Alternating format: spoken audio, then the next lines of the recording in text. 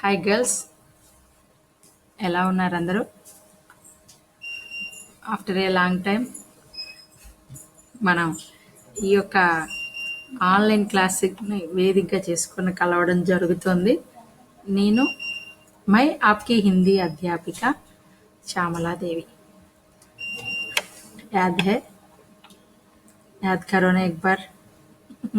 గుర్తున్నానమ్మా? Okay, ఎలా ఉన్నారు? Covid కదా.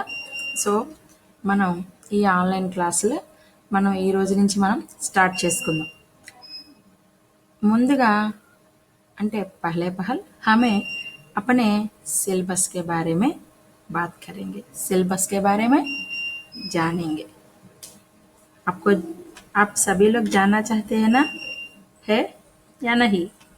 ఓకే, సో మన టెక్స్ట్ బుక్ మన టెక్స్ట్ బుక్ పేరు काव्यदीप.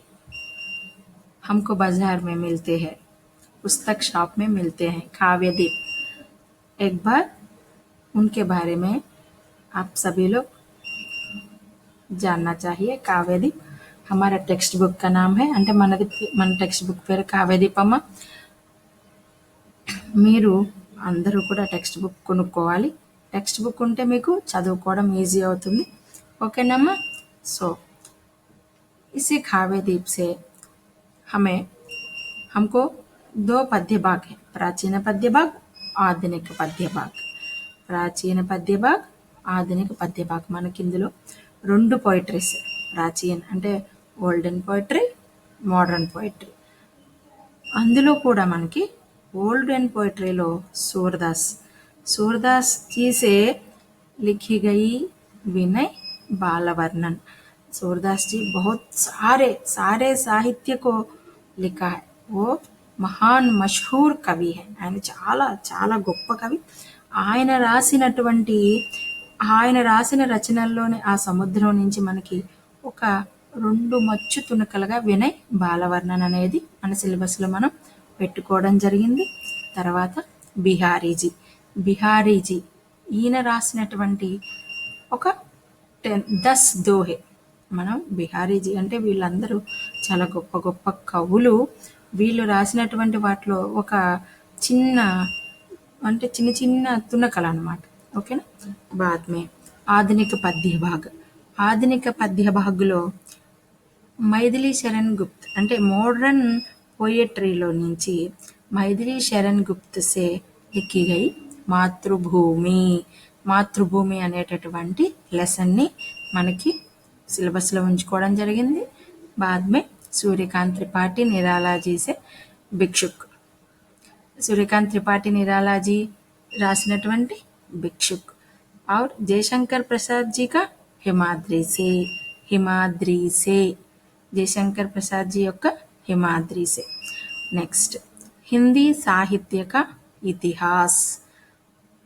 हमको अभी 3rd सेमेस्टर में हिंदी लिटरेचर का परिचय मिलता है. हिंदी साहित्य का इतिहास, ये हमको इसी इतिहास में हमको ఆధునిక కాల్ की పరిస్థితియా ప్రవృత్తియా అంటే మనకి యాక్చువల్గా ఏ లిటరేచర్నైనా సరే 3 parts కింద డివైడ్ చేస్తారు. Telugu, Hindi, English, what ever it is. First everyone divided that कुछ मशहूर कवियों ने हमारे हिंदी साहित्य को आचार्य रामचंद्र शुक्ल जी ने ये 3 पार्ट्स के रूप में खंडन किया है. उनका ही हमें सभी लोग ప్రామాణిక్ మాన్తే हैं. అంటే ఈ లిటరేచర్ని కొంతమంది గొప్ప వాళ్ళు ఏం చేశారంటే పార్ట్స్ కింద డివైడ్ చేశారు. ఎందుకు అంటే టు రీడ్ దట్ ఈజీలీ, అంటే టు నో దట్ ఈజీలీ. ఇప్పుడు మనం కబీర్ ఓల్డెన్ పోయిటరీ లేకపోతే ఓల్డ్ లిటరేచర్ అనగానే మనం ఆ ఓల్డ్ లిటరేచర్కి వెళ్ళి మనం తెలుసుకోగలుగుతాం. అలా మనకి సాహిత్యాన్ని డివైడ్ చేయకపోతే మనం తెలుసుకోవడం కూడా మనకు చాలా ఇబ్బంది అవుతుంది అన్నమాట. ఓకేనా? సరే, అంటే అలా డివైడ్ చేయడం వల్ల ఏంటంటే అప్పుడు కవులు ఎలా రాసేవాళ్ళు, వాళ్ళ పరిస్థితులు, అప్పుడు ఉండేటటువంటి సాహిత్యంలో ఉండేటటువంటి లక్షణాలు ఏంటి, ఇవన్నీ కూడా మనకి తెలియడం జరుగుతుంది. ఈ హిందీ సాహిత్యక ఇతిహాస్లో అంటే సాహిత్యము లిటరేచర్ అనేది ఒక ఓషన్ లాంటిది. ये एक ओशन है, ये महासागर है। इसके बारे में सब कुछ जानना असंभव है, अनितर साध्य है। इसीलिए हमको थोड़ी सी सिलेबस रख के जानना शुरू करेंगे। बाद में कुछ जानकर हमारे ज्ञान को बढ़ाने का प्रयत्न करना चाहिए। ये आधुनिक काल की, इसमें पहले आधुनिक काल की परिस्थितियां, प्रवृत्तियां, मॉडर्न लिटरेचर का सिचुएशंस और फीचर्स। అంటే मॉडर्न काल में, అంటే ये मॉडर्न पीरियड में मॉडर्न पीरियड की परिस्थितियाँ कैसे होते हैं और उनकी प्रवृत्तियाँ क्या हैं, ये हमें जानना चाहिए। और बाद में भक्ति काल की परिस्थितियाँ, प्रवृत्तियाँ, भक्ति काल की परिस्थितियाँ, प्रवृत्तियाँ। भक्ति काल का तो ओल्ड, तो and old literature, middle literature, modern literature. ये भक्ति काल मिडिल लिटरेचर की, मिडिल युग के भक्ति काल की परिस्थितियाँ और प्रवृत्तियाँ। उसके बाद प्रमुख कवि और लेखक, అంటే మనకి ఒక प्रमुख कवि और लेखक, इसी लिटरेचर में, इसी युगों में प्रमुख कवि कौन कौन होते हैं, ज्यादा लोग होते हैं। फिर भी हमें कुछ कुछ कवियों के बारे में हमें जानना चाहिए। इसीलिए कबीर, सूरदास, तुलसीदास, प्रेमचंद, यशपाल, जैनेन्द्र कुमार। और बाद में अनुवाद काव्यदीप में है अनुवाद। अनुवाद। और बाद में मुहावरे और लोकोक्तियाँ, इडियम्स एंड फ्रेजेस। ये हमारी भाषा को बहुत शोभा देते हैं, शोभायमान करते हैं। इसीलिए मुहावरे और लोकोक्तियाँ के बारे में जानना बहुत जरूरी है।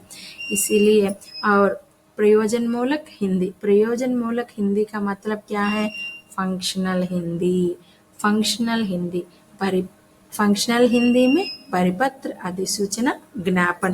हमें पहले और दूसरे सेमेस्टर में कुछ पत्रों के बारे में जान लिया। वो क्या? चिट्ठी पत्र। हमें बचपन से ही हमें सीख लिया वो चिट्ठी पत्र के बारे में, आवेदन पत्र के बारे में, शिकायती पत्र के बारे में अभी तक जान लिया। अभी हमें परिपत्र, अधिसूचना, ज्ञापन का तो ये मेमोरेंडम, नोटिस, ये नोटिफिकेशन कैसे देते हैं, ये अफీషియల్ के रूप में।